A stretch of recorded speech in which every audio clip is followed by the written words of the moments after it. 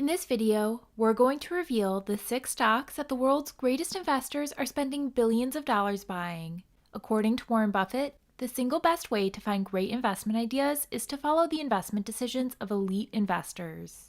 By understanding why investors like Warren Buffett, Bill Ackman, Michael Burry, and Seth Klarman make certain investment decisions, we in turn improve our own investing skills and knowledge.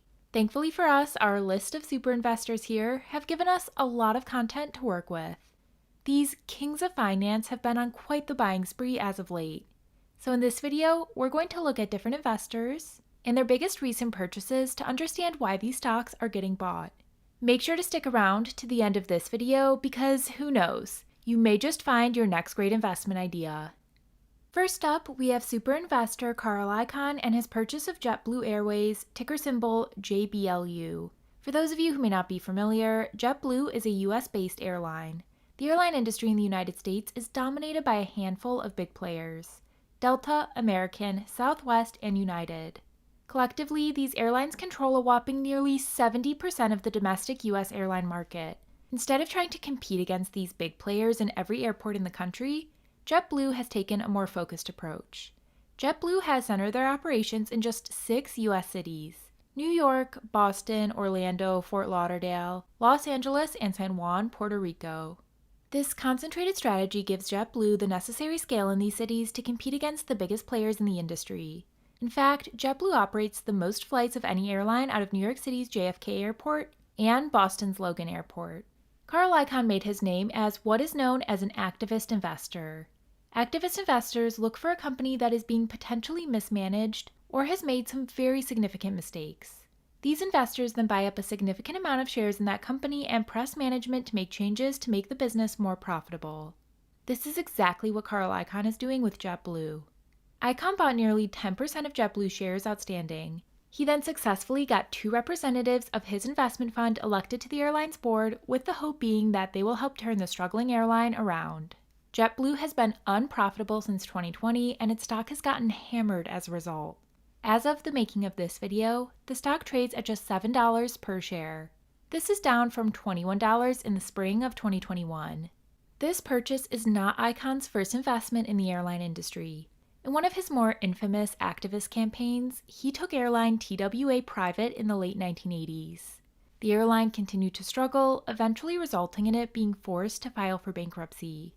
Hopefully for Icahn, this investment in JetBlue will have a more positive ending, but only time will tell. Our next super investor on this list is the legend himself, the Oracle of Omaha, Warren Buffett. Buffett's most bought stock as of late has been oil company Chevron, ticker symbol CVX. Buffett has been spending billions buying up shares in Chevron over the past few years, and that trend continues. Buffett's company, Berkshire Hathaway, now owns a staggering nearly 7% of Chevron shares outstanding, which makes Buffett and Berkshire the largest non-index fund owner of the business. Chevron is a so-called super major oil company, the term used to describe the largest oil companies in the world.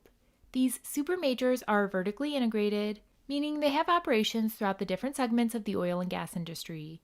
You see, the oil and gas industry is broken up into 3 main segments based on where a particular oil company is located in the supply chain. On the one side of the industry, you have what is referred to as upstream. These are the companies that are involved in the exploration and production of crude oil and natural gas. Put another way, these are the companies that find where oil is located and do the work of extracting it from the earth.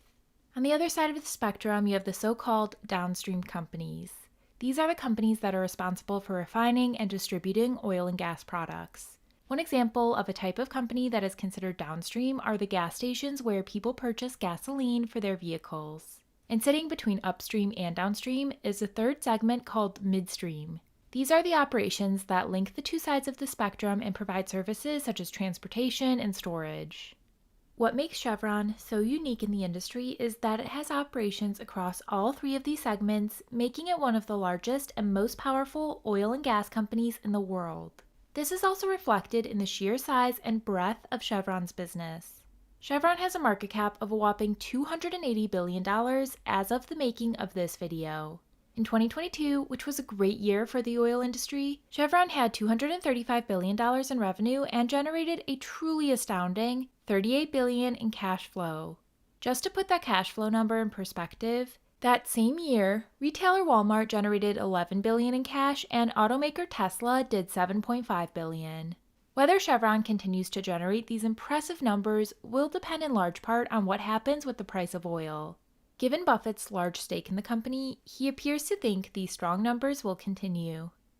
Our next stock on the list comes from the portfolio of super investor Seth Klarman. Klarman's investment fund's most recent large stock purchase has been in a company called Jacobs Solutions, ticker symbol J. Jacobs Solutions provides technical professional services.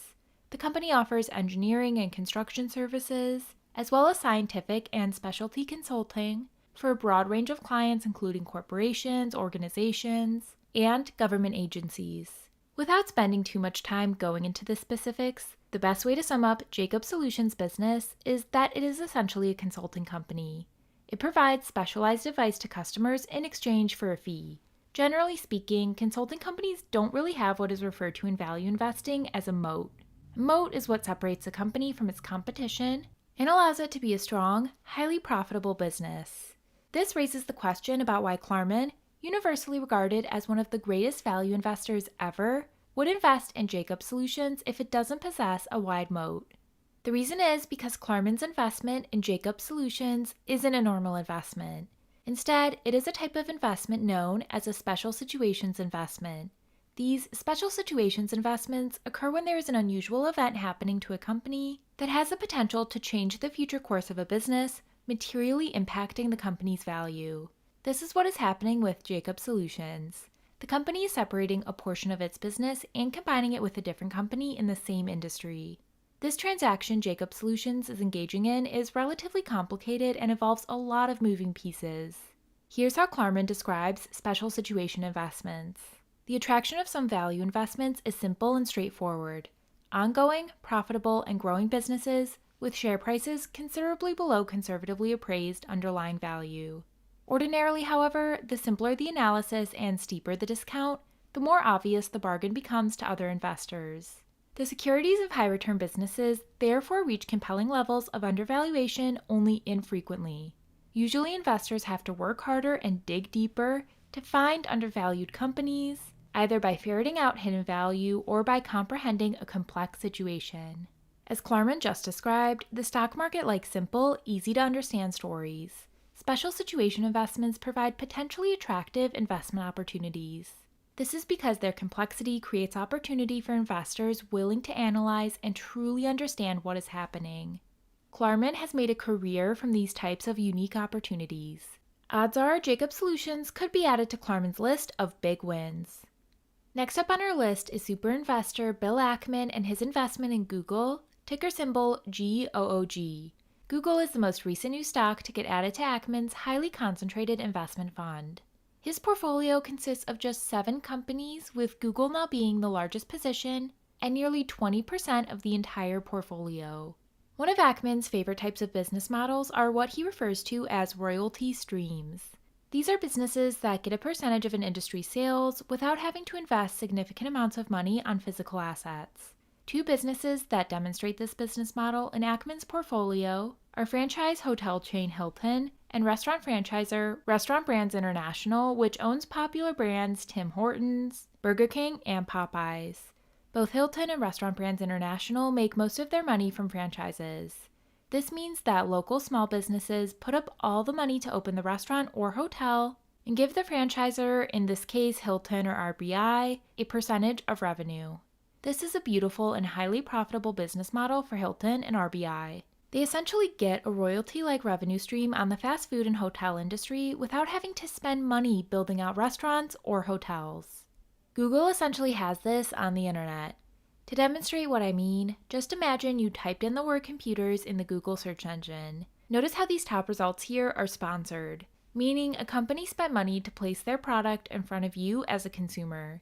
These companies likely spend hundreds of millions, if not billions of dollars developing and manufacturing their product. Google didn't have to spend that money, but is still able to make almost a royalty-like payment for companies that want to sell their products online.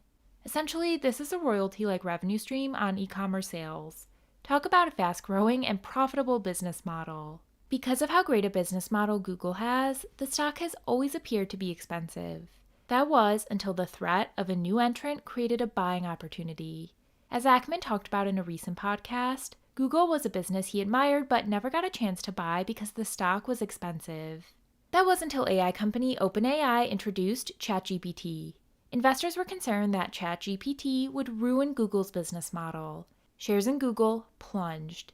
However, Ackman viewed this as a buying opportunity as shares traded at an all-time low PE ratio of just 15 times. Ackman's fund loaded up on Google stock and made it a core position. While this investment is working out for Ackman currently, it's far from a guaranteed success. For his entire career, Ackman has avoided investing in technology companies, saying they were too difficult to predict. He has gotten burned on technology companies in the past, losing a whopping $400 million in Netflix stock in just a matter of months. Hopefully for Ackman, this time will be different. Next up on our list is Michael Burry's investment in HCA Healthcare, ticker symbol HCA. HCA is the largest for-profit operator of hospitals in the United States. The company operates around 175 hospitals in the US and UK. It also runs another 125 freestanding surgery centers and urgent care, rehab, and other outpatient centers. The company has locations in about 20 states, with 45 of its hospitals located in the states of Florida and Texas alone. The facilities in Florida and Texas combine to account for approximately half of the entire company's annual revenue. As crazy as it sounds to viewers outside the US, operating for-profit hospitals is a big business in this country. HCA has a market cap of a staggering $86 billion. Further, the company generated nearly $65 billion in revenue in 2023 and recorded a profit of $5.2 billion.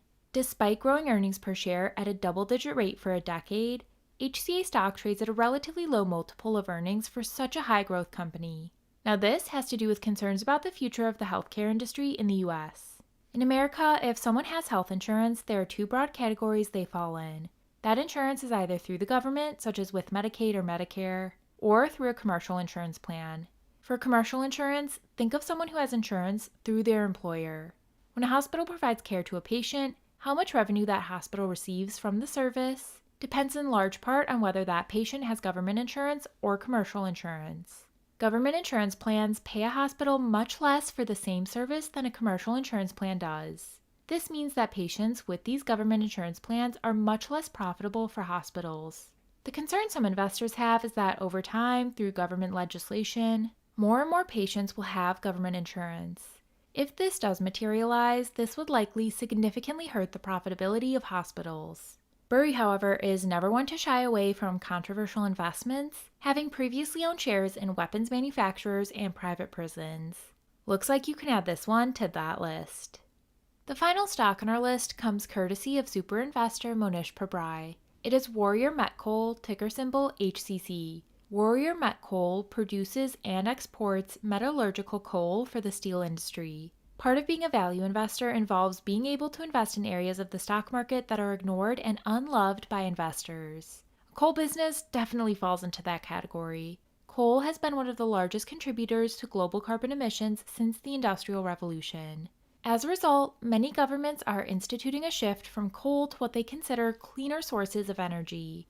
Additionally, many professional investors are restricted from investing in coal companies for environmental reasons. This has resulted in potentially attractive valuations for these overlooked companies. When discussing what causes stock prices to move up or down, Mohnish Pabrai frequently uses a stadium analogy to demonstrate his point. Imagine the stadium of your favorite sports team. The stadium only has a certain number of seats for fans to be able to sit and watch the team. However, there are certain games that fans want to see more than others.